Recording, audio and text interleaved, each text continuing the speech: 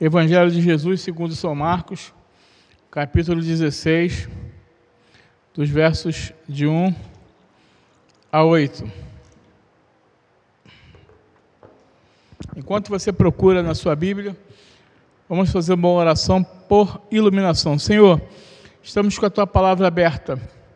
Assim como Tu falaste ao meu coração, pedimos que Tu venha falar ao coração da Tua igreja nessa noite. Dia, Pai, que comemoramos a Páscoa, a ressurreição do nosso Cristo, Cristo que está vivo e reina à Tua destra, Senhor. Fala aos corações da Tua igreja nessa noite. É a oração que fazemos em nome de Jesus. Amém. Evangelho de Jesus Cristo, segundo São Marcos, capítulo 16, dos versos de 1 a 8, que diz: Passado o sábado, Maria Madalena, Maria, mãe de Tiago e Salomé, compraram aromas para bem embalsamá-lo. E muito cedo, no primeiro dia da semana, ao despontar do sol, foram ao túmulo. Diziam umas às outras: quem nos removerá a pedra da entrada do túmulo? E olhando, viram que a pedra já estava removida, pois era muito grande. Entrando no túmulo, viram um jovem assentado ao lado direito, vestido de branco, e ficaram surpreendidas e atemorizadas. Ele, porém, lhes disse: não vos atemorizeis, buscai a Jesus, o Nazareno, que foi crucificado. Ele ressuscitou, não está mais aqui. Vede o lugar onde tinham posto. Mas ide e dizei a seus discípulos e a Pedro, que ele vai adiante de vós para a Galiléia. Lá o vereis como ele vos disse. E saindo, elas fugiram do sepulcro, porque estavam possuídas de temor e de assombro, e de medo, nada disseram a ninguém. Palavra do Senhor, irmãos, para mim e para a sua vida.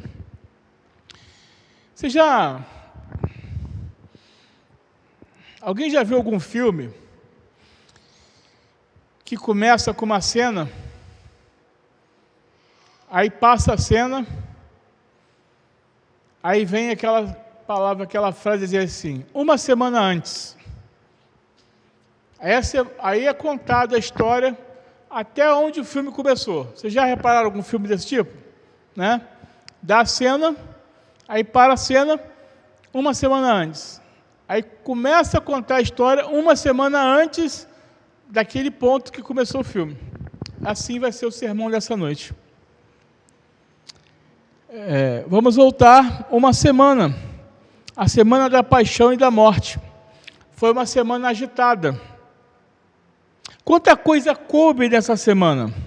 E quem poderia dizer de antemão como seria aquela semana em especial? Ela começa com as provocações de Jesus.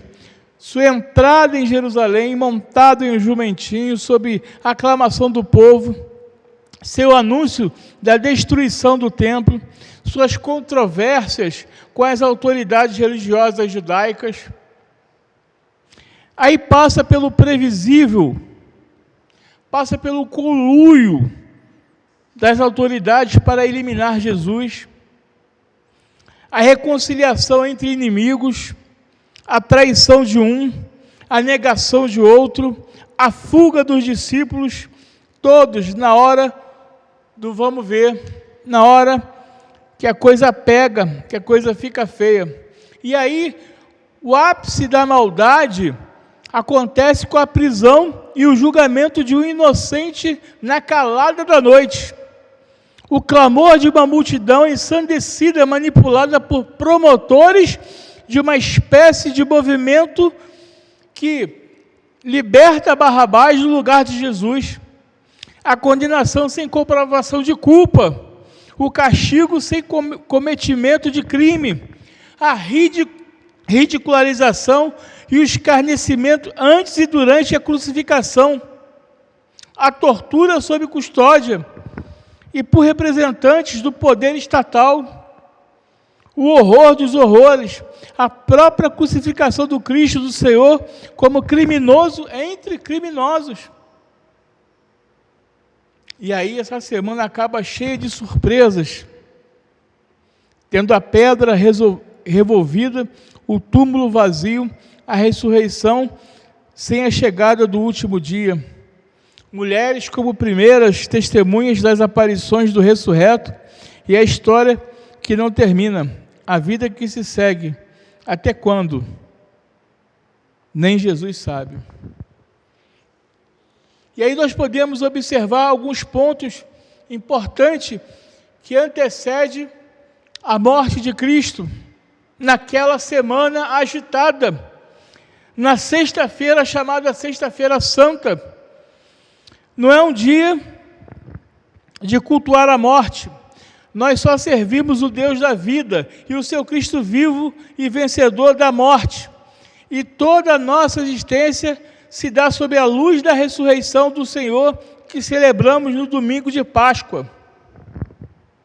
Também não é um dia de tristeza, é um dia em que a nossa alegria se faz mais contida, porém menos expansiva, mais reflexiva, porque é um dia de pensar especialmente daquilo que tornou possível a nossa alegria, a morte redentora de Jesus na cruz do Calvário. Também é um dia de muita gratidão ao Senhor pelo amor tão imenso que nos mostrou e a tão grande salvação que nos trouxe.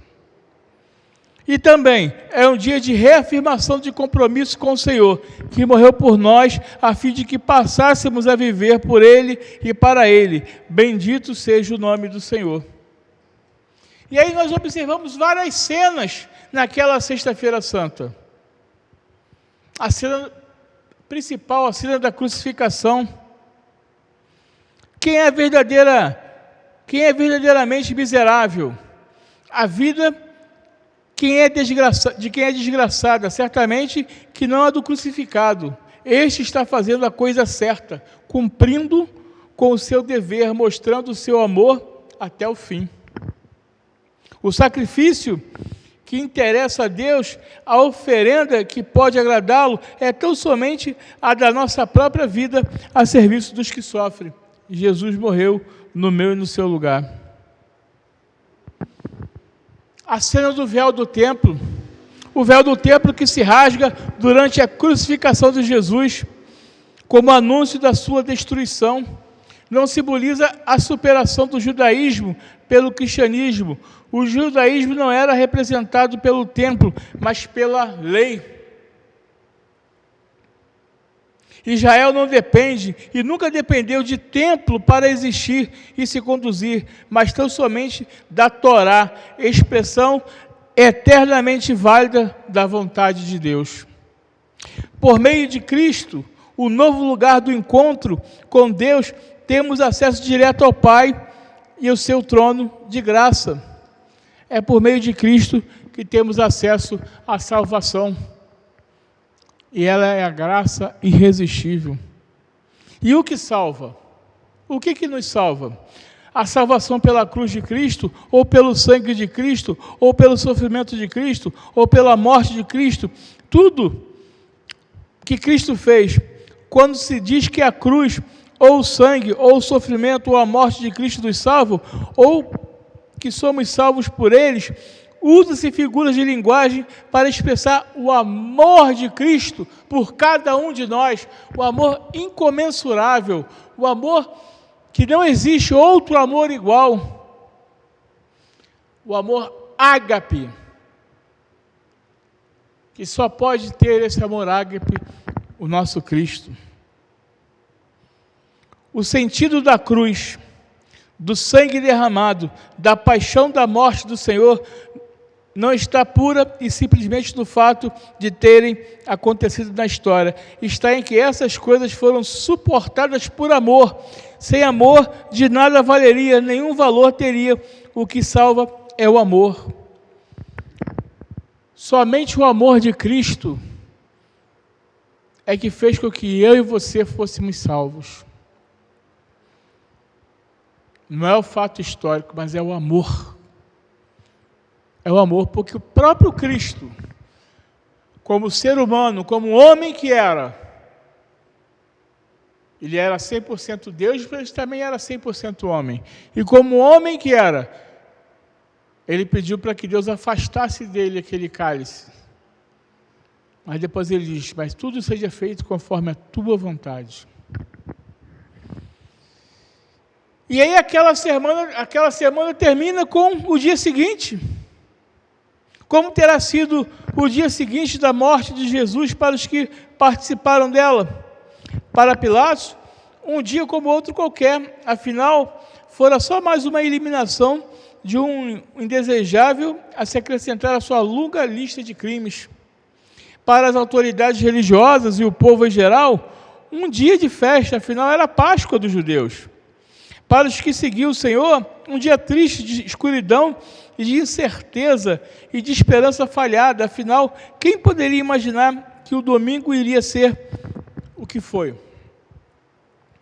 Viver não é só nascer, crescer, envelhecer e morrer. Viver é também ressuscitar no último dia. Cremos na ressurreição do corpo e na vida eterna.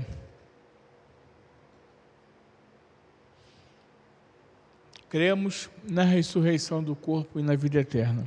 E aí agora eu quero me remeter ao texto que nós lemos. Fizemos a explanação da semana anterior, como eu falei no início, uma semana antes. Explanamos tudo o que aconteceu uma semana antes, até o dia da morte e ressurreição de Cristo. Porém, no texto que nós acabamos de ler, o dia em que a morte morreu. O dia em que a morte morreu. Ele ressuscitou. Eis a declaração que muda a história de Jesus, dos seus discípulos, do seu povo, da humanidade e de cada um de nós.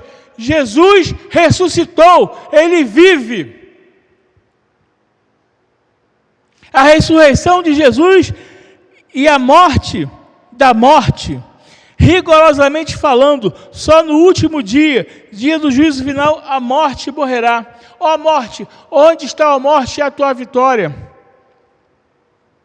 Agora ela ainda provoca seus estragos, ainda produz muitas perdas e danos, ainda causa muito sofrimento, ainda faz correr muito choro, como nós temos chorado, como nós temos perdido pessoas, entes queridos, parentes, amigos, que têm falecido. A morte tem vencido.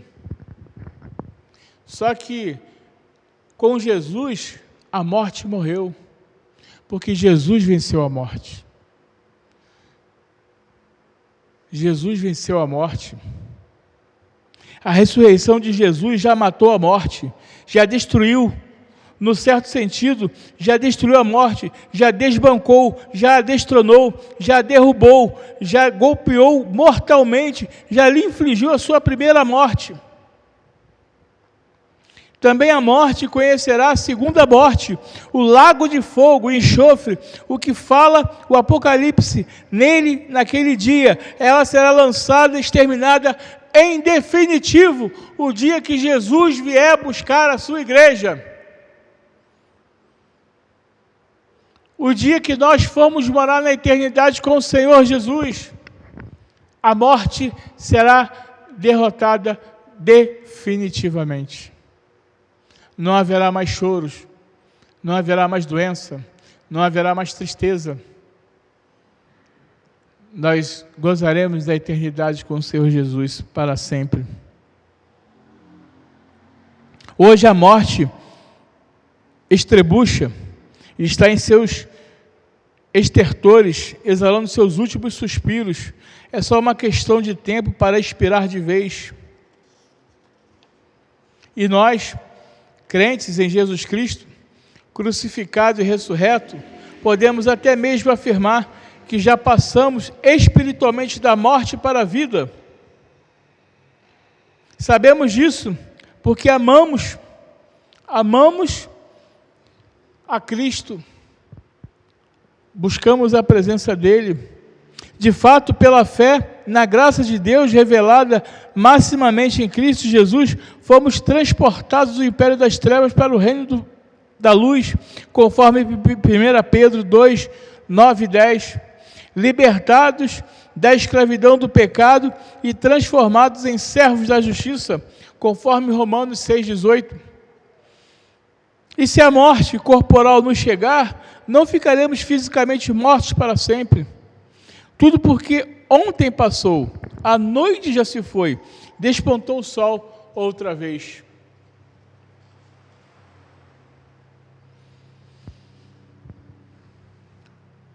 Sexta-feira,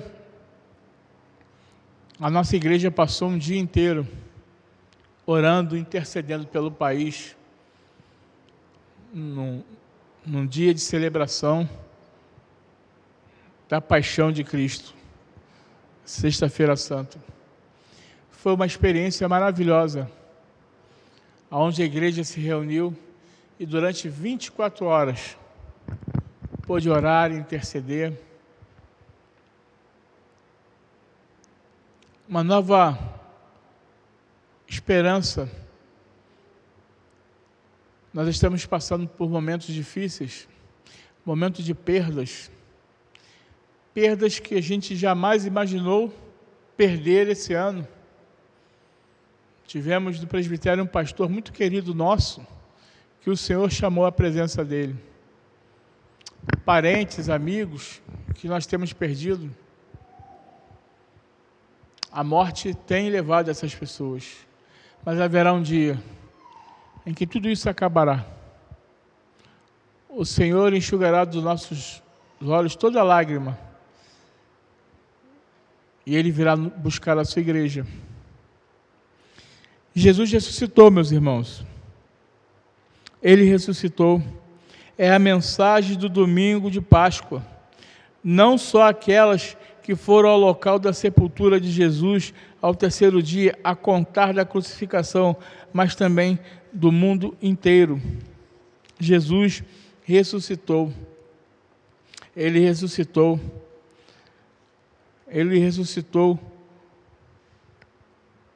mostrando, cumprindo a sua promessa, cumprindo aquilo que foi prometido pelo Pai, cumprindo a sua missão.